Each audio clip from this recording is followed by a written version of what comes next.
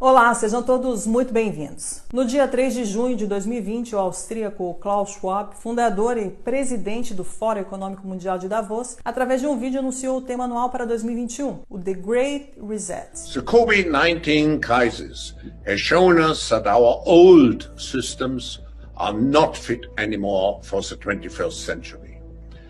It has laid bare the fundamental lack of social cohesion, fairness, inclusion and equality. In short, we need a great reset. Curiosamente, um modelo muito parecido que vem sendo defendido aí pelo IPCC, que é o International Panel on Climate Change, que é um órgão das Nações Unidas que avalia a ciência relacionada às mudanças climáticas, que tem como garota propaganda Greta Thunberg e seus amiguinhos corporativos como Al Gore e Larry Fink, da Blackwater. Só que essa agenda se encaixa perfeitamente com uma outra agenda. O termo Great Reset se encontra em um documento publicado pela ONU no ano de 2015, onde contém uma análise da situação da população mundial e uma série de propostas. E não é por acaso que este documento é conhecido como Agenda 2020-2030. O tema da Agenda 2030 é um mundo sustentável, que é definido por eles como um mundo de igualdade social, igualdade de gênero, vacinas para todos, através da OMS e da CEPI, que é a Coalizão de Inovações e Preparação para Epidemias. Esta é uma organização filantrópica que foi lançada em 2017 pelo Fórum Econômico Mundial, juntamente com a Fundação Bill e Melinda Gates. Eles apelam para o crescimento econômico sustentável, agricultura sustentável, energia sustentável, cidades sustentáveis, industrializações sustentáveis.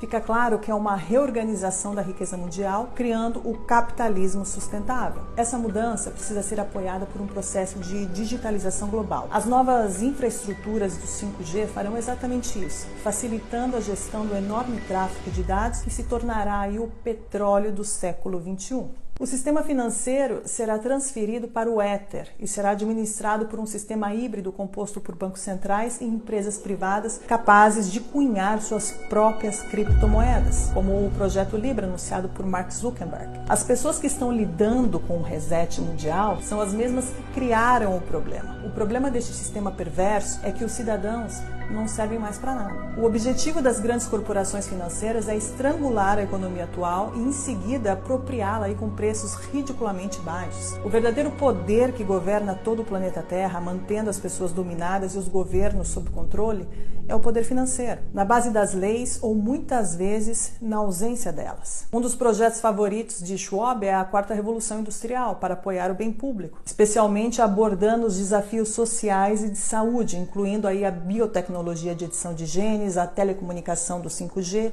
e inteligência artificial. David Icke, conhecido por ser o pai do complotismo, já dizia que a Big Pharma e a indústria farmacêutica de biotecnologia não deixam de ser um mal legalizado. É evidente que desse cenário emerge aí uma massa de perdedores, que aumentará de forma incalculável após o desmantelamento do sistema industrial e a digitalização dos serviços. A grande reconfiguração proposta em Davos não parece ser uma resposta ao alcance de todos, mas aparece como uma solução imposta desta elite, destinada simplesmente a proteger os seus próprios interesses. É curioso notar que a chamada pandemia, com suas políticas de lockdown e de medo, facilita e favorece esse grande reset, nos impondo aí uma mudança drástica, desde a remoção do trabalho, permitindo o avanço digital e bloqueando aí o deslocamento das pessoas. A dívida pública mundial aumentará para níveis nunca vistos. Esta é a consequência das políticas econômicas adotadas para fazer frente aos efeitos de restrições devido à disseminação do Covid-19.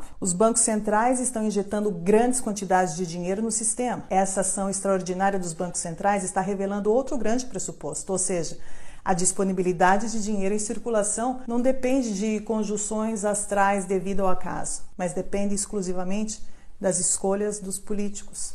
O dinheiro pode ser criado do nada e em quantidades ilimitadas, como estamos vendo. E se no futuro algum político disser que não tem dinheiro, devemos lembrar dos trilhões de euros e dólares criados em um clique durante essa pandemia, acabando também aí com o mito da inflação. Esta agenda globalista traz consigo inúmeras mudanças e o Covid-19 só serviu e está servindo de instrumento para acelerá-la. Mais fechamentos virão, haverá uma onda de falimentos sem precedentes, o congelamento da produção e o desemprego em massa levarão à fome. Motins e revoltas vão estourar pelo mundo todo de acordo com os planos da elite. Os lockdowns levarão inevitavelmente a economia mundial ao colapso e darão origem ao que será a crise econômica mais grave da história da humanidade. Esta enorme depressão tem uma função muito precisa: criar uma sociedade de duas classes. Uma formada por esta pequena elite dominante e outra formada por uma multidão de pobres, na qual a classe média desaparecerá definitivamente, assim como as pequenas e médias empresas que seguirão o mesmo destino. As grandes corporações terão todo o mercado em suas mãos.